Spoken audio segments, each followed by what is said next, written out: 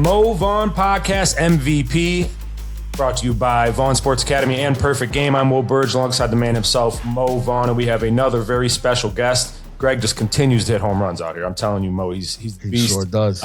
Cole Hamels joining us on the pod today. How's it going, Cole? I'm doing well. How about you guys? We're doing great. Hey, Will, listen, I love having pitchers on because I think they give a great perspective about what's going on with the game. I think it's very, very important for our listeners out there to understand that you got a guy here that's got some great information, understands what he was trying to do as a pitcher, really was the dominant left-handed era of his time, won a World Series, just a great guy. I think we're going to have a great conversation. I mean, you guys were just talking shop off the air, man. We could release that. That'd have been an episode in itself. That was great. True. I tell everybody, I was just telling you, I'm glad I didn't have to face him. Him throwing 94 with that changeup. And back in our time, when I was playing, lefties didn't really use the changeup too much. We kind of had to eliminate that. But he would have had, I think it would have been 6'4" coming straight over the top. That would have been some tough at bats for me. Yeah, no, I know that's kind of what I would look at. I mean, when I faced Ortiz or, even some of the other big lefties, you have Damon and nowadays you even have Freddie Freeman. The guys I battled and Christian Yelich, that pitch got me out of a lot of jams. And it just helps set up at bats throughout the game, because I think once you had one time a guy either swung and missed right over the top, they're looking in the dugout going, what was that?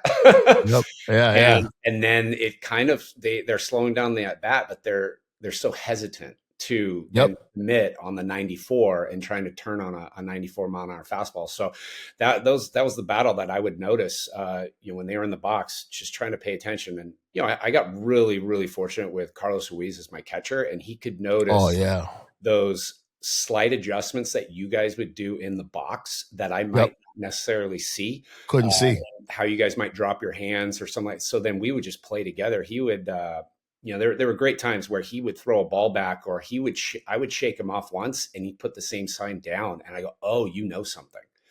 And so we just kind of had to recognize that. It took us a couple months and years to really figure that out. But that's why we were so good together for about 10-year period.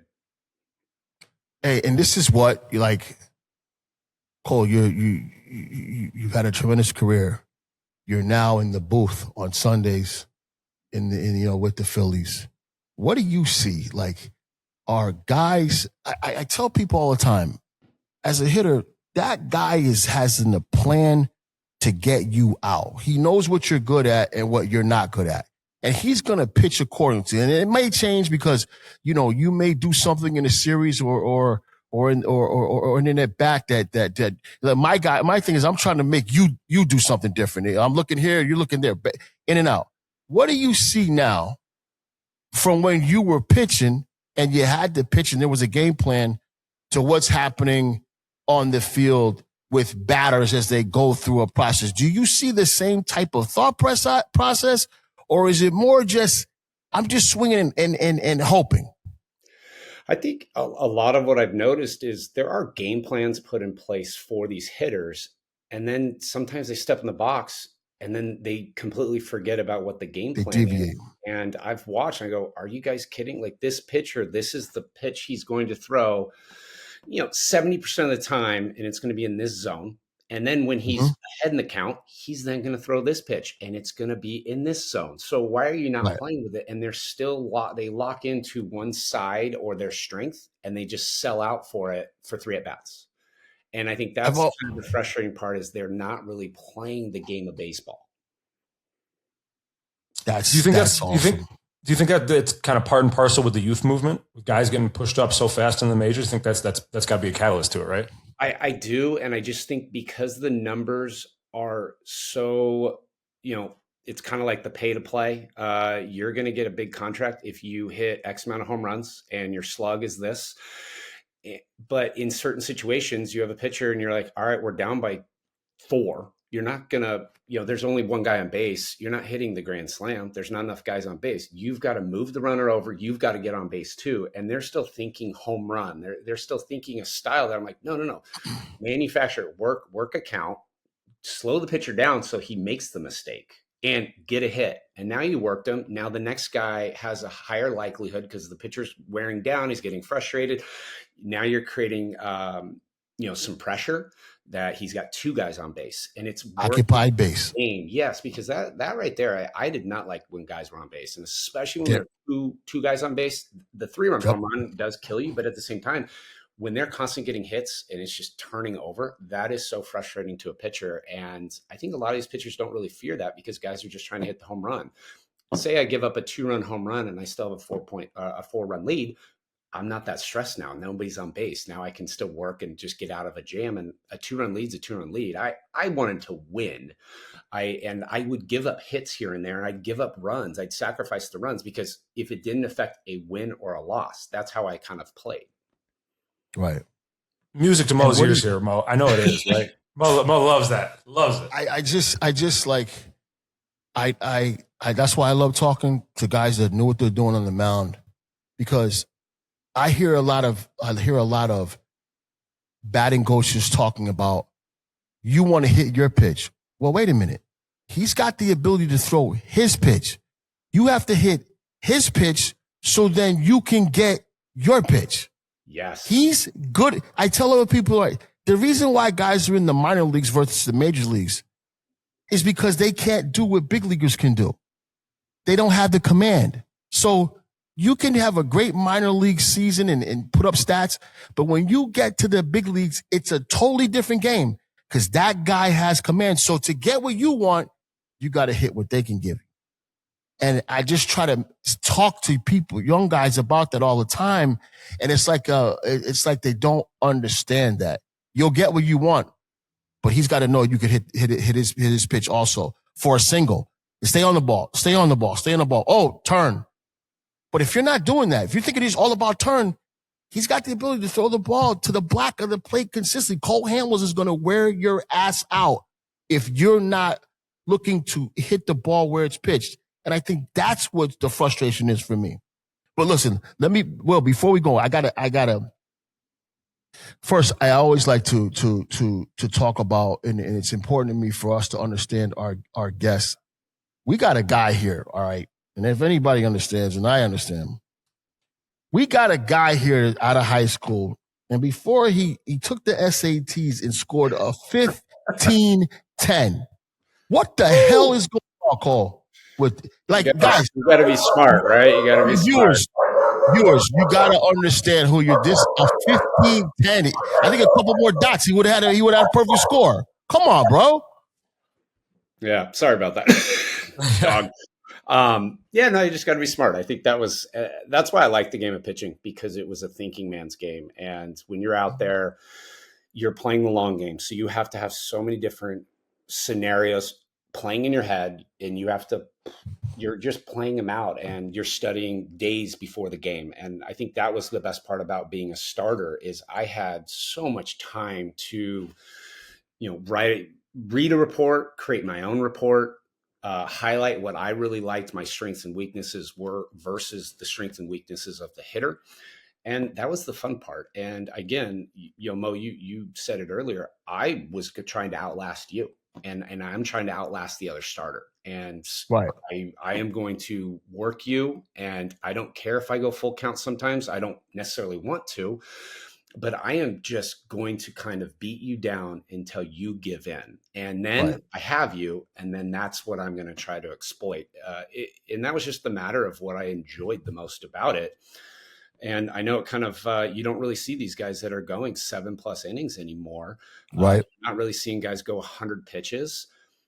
I knew when to throw big fastballs, and I knew when to just locate a nice 90% fastball down and away, or a 90% fastball up and in, where you guys just foul it off. I loved foul balls. Foul balls were something, it's a strike, but it's getting you to swing and commit. And it's also getting you to think like, all right, what was he trying to do here? He's in the zone, so I've got to be ready. He's going to be in the zone. So you kind of have to feel like you have to stay aggressive. Then I can throw these pitches that are going to have movement and deception, and you have to commit because you're like, well, he's going to throw strikes. And that's where I would just work these situations. Do you have any guys now that you like watching like that? Oh, sorry, Mo. A couple more, though, before you get to it. We got the Hamels Foundation, okay? Uplifting lives, communities across the globe, funded child progression. Talk about your foundation, man, because that's that shows what type of man you are. Yeah, I grew up. My dad was in school. He was a director of finance for a school district. Then he moved to assistant superintendent. Then he kind of part time did was the superintendent. My mom was a teacher, so education and Heidi was a teacher at one point. So we really just focused on education. Would kind of provide so many more opportunities. It opens doors, and there's a lot of people that just don't have the opportunity to get out and to find their way. And we always thought that, school's a big deal. There's a lot of kids and even teachers and boards that are just struggling because they're not getting the resources. And we will try to identify that. We tried to, figure out the process that we had in making sure that our funds counted. And we did that. We did that in Philly, went down in Texas, and we did in Malawi, Africa, to building a. That's where you donated the 32,000 square foot home. No, that was Missouri. So that was Missouri, right? Yeah. So we ended up donating to a charity too, as a situation. We always try to make some great work. Right. So it's that's just kind of something that we've always believed in. The Phillies were really huge when I came up about giving back to your community and what it is to be in the position that we are. They're incredible sports fans, and we are just, very fortunate to be able to play there and play the game of baseball, in the United States, that we wanted to see what would be just have a big impact. And we learned that from the Phillies and understanding what your community is to you and what you can create. And we tried to make a difference the way that we knew how. Awesome. Yeah. Is there any guys that you watch pitch now that you're like, man, I love the way they approach it? Every time he's on the mound, I got to tune him on. Max Fried, definitely. I watched him in 2019 when I was with the Cubs. We ended up going there, and he pitched, I think, the first game. I ended up pitching the day before, so I didn't match up that time against him. And I watched him. I was just like, oh my gosh, this kid's 22. Got an idea.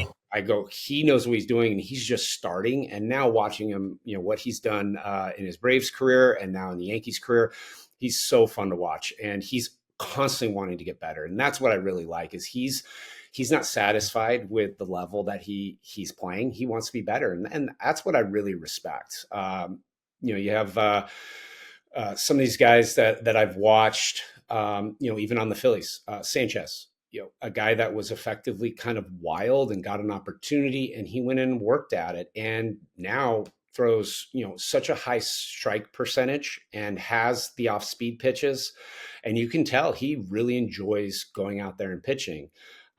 You're always going to, like the big guys that you do see. And whenever they do match up, I'm down in Dallas, so I can still watch DeGrom pitch. He's been one of the best when he's healthy, and it's just impressive to be able to see. And I always do root for the other guys that are my age. Verlander, I want him to keep going. I mean, this guy has been doing it for 20 years. Scherzer, 20 years. It's incredible to watch because we're the same age, and I'm like, I can't even throw the ball 70 miles an hour right now, and these guys are doing it every 5 days. So I'm like, kudos to you guys.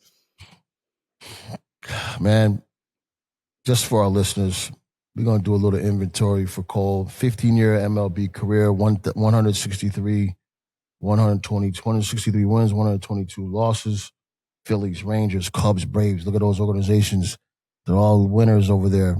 ERA 3.5, 3.43, 2,560 strikeouts, 4-time All-Star, 2007, 2011, 2012, 2016. World Series champion, 2008. We're going to get back to that in a minute. World Series MVP, 2008. NLCS MVP, 2008. No-hitter, July 15th. What some serious stats. All you need to do, bro, is play a few more years. You'd be right in the Hall of Fame. As I said, I was too. I got hurt. I couldn't do it. Tell me about playing in Philly. I feel Philly and Boston probably the two toughest places. Why? Because they're one-team towns and they're very, very passionate. When you got to Philly, tell me, and you started going, tell me how that pressure was. and you must have relished those times. No, coming from Southern California, you don't know what to expect on East Coast sports. You don't have we didn't have MLB Network. We didn't have the way the internet is these days where you can watch and pay attention. You really only had two baseball channels, which was TBS and WGN. So the only times you ever would have Right. seen the Phillies might have been matchups on those games. But it was some you kind of hear the rumblings and you go in and you start to meet the media, and you then have to study up. I mean, they give you that like guide book when you get drafted, and you're like, all right, start learning names, start learning the history of the Phillies, and these are the people that have come before you. You got to show your respect. And then you start reading the newspapers because that Right. was kind of what we did. We didn't have the internet as much, so you're like, oh my gosh, this is tough. Rough. It's rough, but you understand they have this passion and this love for the sport and their sports, and they just want you to do well. They live through you, and you can either provide the highest of highs or you can provide some lows, and they're just going to treat you and tell you about it. So Right. you just learn to be humble when you're doing well. And when you're not doing so well, you put your head down and you start grinding. And that was something where my very first start was on the road. So I didn't get to start at home, but then I came back a couple weeks later. I went on a weird DL stint. And so my first home start in Philly, I got booed off the field. I barely got through the second inning. I gave up a bunch of runs. I just kind of hit this weird lull where I then had to start studying. I'm getting booed off the field. I'm like, gosh, I've only 3 starts into my career, but it really makes you appreciate that you have to work for something. And Right. this game, it's not just a game; it's a life that can provide so much. And the entertainment value of what Philly expects and winning does everything. It changes a lot of the morale, and you want to be a winner. And you could see when you do well, you're on the back page and it's all great. And when you do poorly, you're on the back page and the headlines are just as negative. So you really appreciate it because you know what, they're coming out, they're watching me play a game that I got to play in the backyard that I love so much, and I get to do it as a career. And so Right. you want to do it for them, not only your teammates and the organization, but you want to do it for these fans because you can just see the excitement that they have, and that's where it leads. When you start really winning, then you see the passion Yeah. and the excitement, and it's hard to explain. It really is. You're a rock star, and Right. you really do enjoy it. You had some monster teams there in Philly, monster teams. But we got to go back. Mo just mentioned it. Let's go back to '08. You got to take us through what's going through your mind on the mound as the rain's coming down. You get that infamous rain delay that ends up happening. I mean, that's just I'm in Cleveland right now, and I sat through that rain delay with the Cubs, Game 7, and I'm crapping my pants and I'm in the stands. I can't even imagine what you're feeling like you're standing on the mound that game. I mean, honestly, it was as the game started. I mean, you're just trying to get through it, and you're getting 1 inning, 2 innings. My shoes are starting to feel like they're both 20-pound cinder blocks, and you slide. And Mo, you know this. It's as the fields get wet, you don't want to overstep because you're gonna fire some up in the stands. Something. But at the same time, you understand the importance of the biggest moment at that stage. I started to lose my curveball and even my changeup. At times I could not grip it because it was so wet and I could not get the follow through. And you then start to aim it. Well, you don't want to aim anything because then you're just going to hang pitches right down the middle. Yeah. And you're going up against Tampa. Tampa had an incredible lineup. You didn't want to give them anything to come back. So there was a time where, I mean, Chooch and I are looking at each other and he put down a sign and I knew I couldn't throw it. I couldn't feel it. I was going to throw it off the backstop. And I didn't want to let that other dugout know that I can throw this pitch because you just said it. You eliminate that. And now you can hone in on your pitch a lot more easily. And I don't want to give you your pitch because you're going to have a higher success. So I kind of had to keep that illusion. And I just kept working. And I was so focused after that game. I was the most exhausted I've ever been. I mean, just the focus that I had to have. And I have the guys in the back, Jimmy's in a puddle and even Chase. I mean, these guys, the water was just getting, and they're looking at me like, well, how long is this game going to go? Like, when is it call this? We're not going to be able to make a play. And we did. We had a couple plays that Jimmy couldn't make because it's hitting water. It's just unfortunate circumstances. It's not the sort of baseball nature of what you would expect. Yeah, the game inside the game, man. That inner focus, not letting anybody know how you really feel. Because you're right, we're looking. If we can eliminate something, that's in our favor. And listeners out there, you got to understand, like, the amount of professionalism and grit a guy like Cole has to get himself through that situation. I think people sometimes think, they show up at 7 o'clock and watch us play. They don't realize what happens at 1, 2, 3, 4, 5, 6 p.m. And those are the things that make the player, and that's what made you so successful.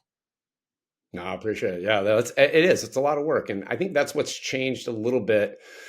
Because I know you guys asked earlier, what I've noticed is, how the game has changed with the adding analytics and just how much information it's added. It's become almost too consuming, and it can create a crutch in a way where you have so much information that you're looking at these papers and you're almost going brain dead. It starts to become a blur, and that you put so much pressure on yourself that you don't know how to simplify it. It's just Right. mass amounts of information. And some of these guys only know how to survive with information that they don't understand feel. And they don't understand the deceptiveness of just simplifying a situation and just working one pitch at a time, and just next foot, more work, next inning. And, that's how you kind of build. You really have to identify your strengths, not based off what a computer tells you, but based off what you're feeling day in and day out on how you play catch, how you work a situation, how you're working your bullpen, because it's very lonely out on the mound. And you have to get yourself out of jams, not by looking into the dugout, and they're not going to show you a bunch of information of how you can get out of the situation. You have to retain it. So you got to stick with your strengths first before you then go into a lot of this other information that they have. Perfect You segue. yeah. So I've never met Rob Thompson. I hear nothing but rave reviews about him as a person, as a manager. It really sucks when managers get let go. They're not out there playing the game. They're it's for us to go out and play the game and do our job. But it's always easy to fire one versus it is to fire 25, 26 guys. And he he worked really hard. I thought he was great with the players. But tell me now, and what you've heard, I think you got a little bit intimate information about it. When Don Mattingly took over, as the interim manager, he said one thing that I was listening to. He said, we got to play better baseball. We got to play more consistent baseball. Now, you and I both know that at 7 o'clock, the game's in between the lines, and that's the game. So there must be something that he's doing pre-game, pre-thought, pre-information that it maybe have changed the minds of the Phillies. And I maintain this. You need veteran players to play in Philadelphia, like Boston, like New York, Yankees, Mets, Red Sox. You need those guys. What has Mattingly done with his experience as a player and a manager to bring out how those little things need to be done, accepted, and worked on, most likely before, at pregame? Yeah, no, you said it spot on. There's something when you have veterans and you're a young guy, or even a middle tier guy that's been playing for 6 or 7 years and has a great contract. The veterans have seen it all, they've experienced it all, they're on their way out, and they're trying to leave one last Correct. glorious impression of what they did, the impact they have on the game, and they keep everybody honest. And I think it was when when the Phillies had to let Rob go, and he's one of the nicest. I mean, Topper, I loved him. Great manager, great person. It was. I don't think it was necessarily his issues. It was something where the players needed to finally step up and turn the lights on. It Right. was something like they were going through the motions, even though they Correct. were trying to figure it out. But something needed to turn the light on. And unfortunately, the firing of Rob was the one that do it, because you just said it. You can't just fire 25 guys in a $300 million payroll. And how are you going to fill that? Right. So there needed to be some honesty, I think, amongst all of them, and some accountability. And I think that's what you're seeing. And Mattingly knew, with what the track record he has as a player, but also he's been a great manager. Yep. I think it's then, okay, guys, like, you just saw what happened. What else do you guys want to do? There's expectations in Philly, and it's to win. There's expectations when you're all getting, $20+ million a year to play this game. You have to go out there and put out the best effort, and you have to be accountable for each other. You're there to not embarrass each other. You're there to not let each other down. And why not try to be the guy that you could put on each other, put everybody on your shoulders for one moment, and you're Yep. grinding on something and trying to deliver, and everybody in that dugout knows what you're doing. That motivates the next guy and the next guy, because Correct. it does become contagious. And I think it was a matter of, they did have some bad luck and things were not going their way. And now it's, hey guys, we have to make the luck happen. We just can't wait Hmm. for it. I think they were just waiting for it. They're waiting for them to turn Right. the page. And it was a matter of, no, we now have to make this happen. Otherwise the season's going to get away from us. And this is just not going to be a fun place to be. Being as close to it as you are, was there any worry, you think, for, I don't know, awkwardness, especially, there's been reported overtures of, Alex Cora, and maybe does he want to take that job, or is all that go out the window because obviously it's a Mattingly family is throughout the entire organization? Do you think there was any awkwardness with that at all?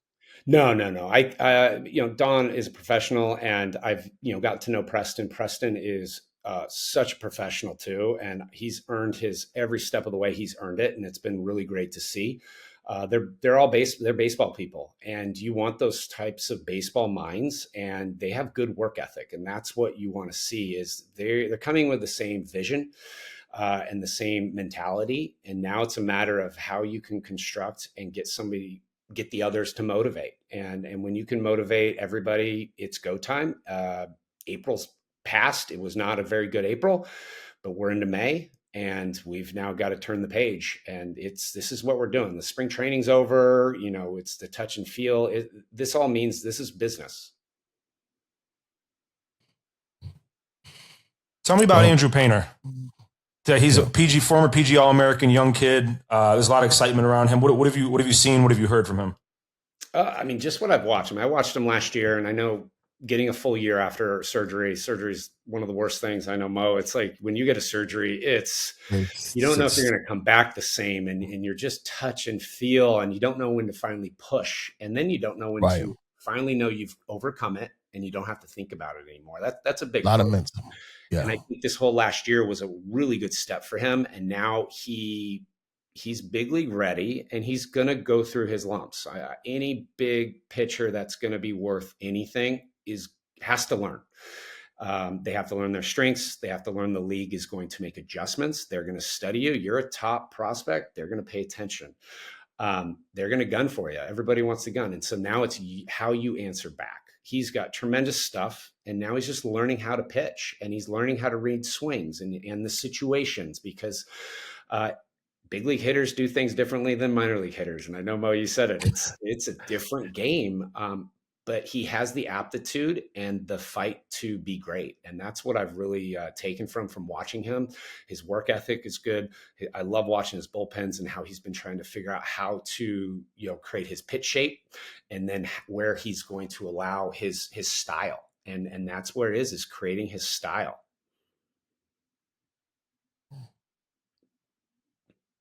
So I think, and that's I think what I've also liked is he has a pitching staff, a veteran pitching staff that he can look to improve on and ask questions. That's the hardest part, is when you look at some of these organizations that don't have successful starters that are veterans. It's hard for these young guys to learn and to follow, and then want to prove themselves. You don't have any, Right. they have no level of what you want to do. And that's when I came up, I had guys that I was like, I'm going to be better than you, and I'm going to fight. Right. These guys are like, you're not better than me yet. Right. And that's the internal competition. I think that's what I loved about those opportunities. And sometimes that's You had where a great they staff. struggle is they don't get good enough veteran pitchers to help their young top prospects flourish in the big leagues. You had a great staff you were with. Lots of guys. Oswald. Oh, that was a Um, fun one. Yeah. yeah, Anytime you're going with Oswald and Roy Halladay and Cliff yeah. Lee, Joe Blanton, we were Oh man, all it's we were all crazy. top round picks, and we all had success Yeah. in the big leagues, and everybody was fighting to see who was top dog, and we were all there encouraging. We wanted you to be the top dog on your day. It's like, no, you're top dog. Yeah. We want to see you go 9 innings, 10 punch outs, not give up a run, get a hit. Yep. We wanted that for you, and then the next game, it's like, it's my turn. I'm going to show you guys how My, to do it, and it was great to see. that's how it works. That's how it works. Over the years, you obviously played a bunch of different roles. When do you think you felt? Because obviously, just listening to you speak, you could tell that you're a leader, and guys probably, especially young guys, probably gravitate towards you. When do you feel like you found that in your career? Is it something you always had, or did it develop? Did you get pieces of it from other people? Like, how did that come together? The Phillies were, and again, talking about what that organization, how smart Pat Gillick was. He went and traded for Jamie Moyer. I mean, Jamie Moyer already had 20 years in the big leagues, and Awesome. just the experience that Jamie Moyer had, and they go and they trade for him, and they put his locker right next to mine.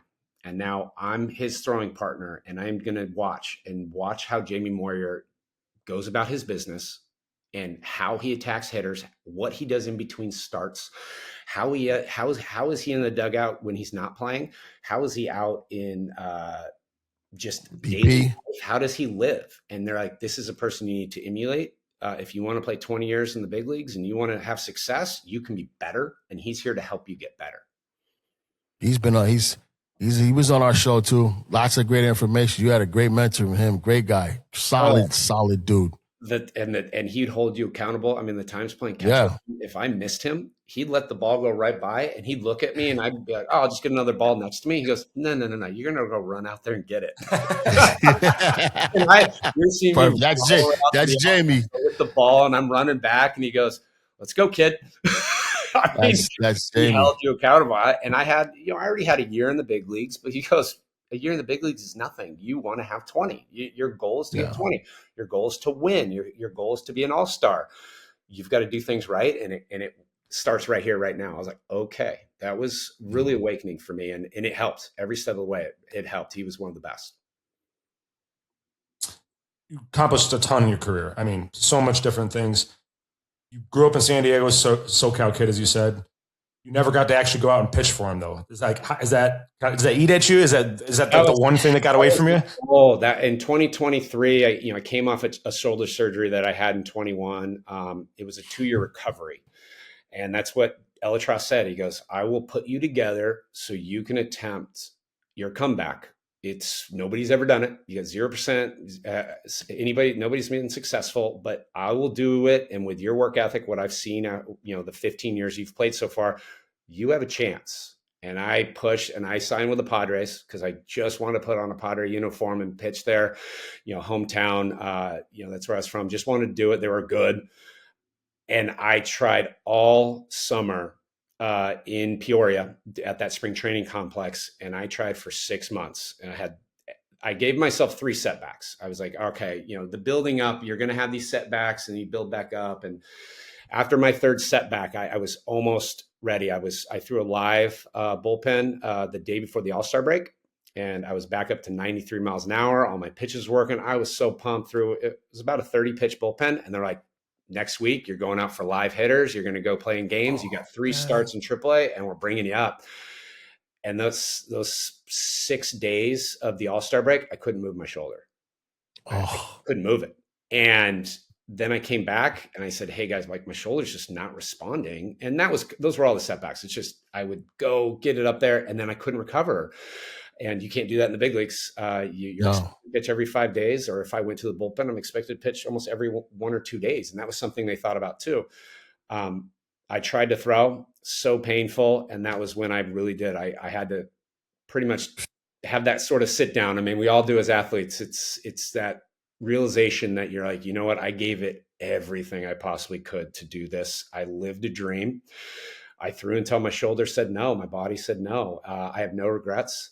But it was nice. The Padres gave me that opportunity to be in spring training, put on a uniform. I would have loved to be able to do it at Petco Park and on the professional level, but it just never came.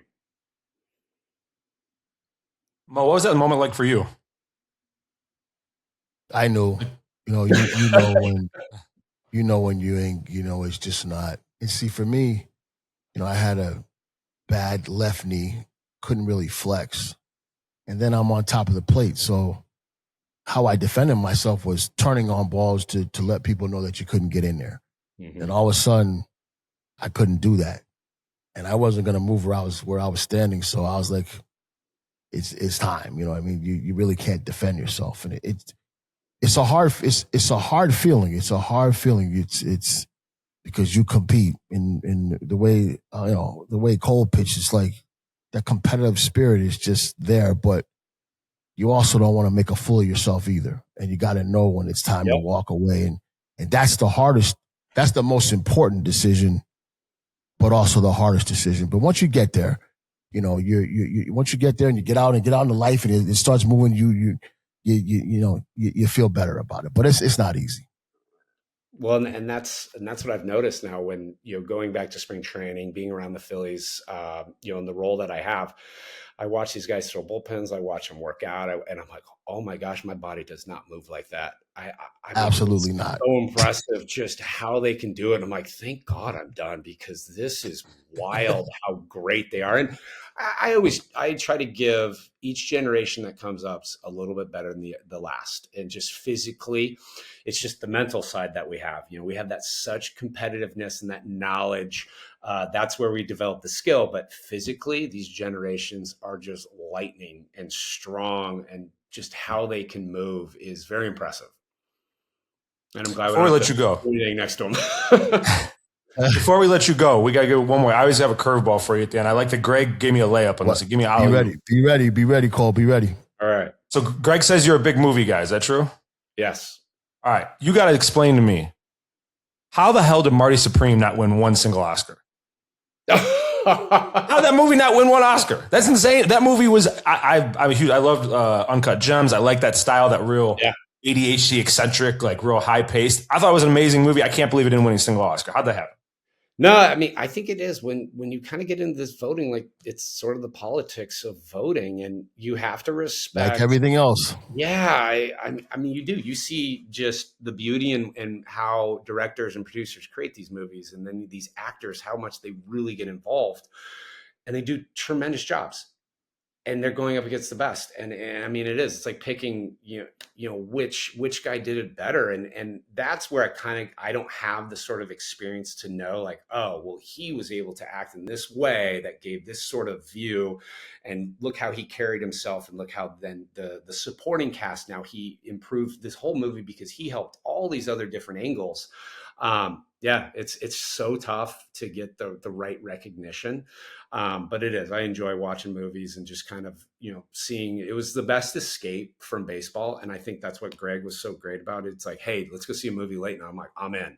Anything about like either a loss that I had, right. Like, what city we in? You're like, oh yeah, let's go see a movie. This city's not as fun that I was expecting. So we enjoyed it. Greg was one of the best, helped me along the way, because I mean, he was there in the beginning. And I don't know, Greg always tells you, but every year he gave me one out because of where I didn't have to do the media, and he hated it because it was mostly on a game I just got my butt kicked, and I was pissed off, and things didn't go right, and I just didn't want to speak to the media. And he would see me in the clubhouse, and I was heading out while he's like, no, media. I go, and I just like kind of, he knew. Give the one, right? Gave me one a year. So I heard Greg ran a tight ship, man. He didn't mess around with that stuff, Greg. No, he's solid. Yeah. Well, you got anything man, else? Nah, I just want to say it's great talking to you. Again, I'm glad I didn't have to face you. But from speaking with you, I know why you're greatness, man. You're a great dude, got a great mindset. I hope at some point in time you're delivering that to all the young pitchers. And we got to keep talking the game the way it's supposed to be talked and the way it's supposed to be played. It hasn't changed much. I don't know where everybody's getting all this information from.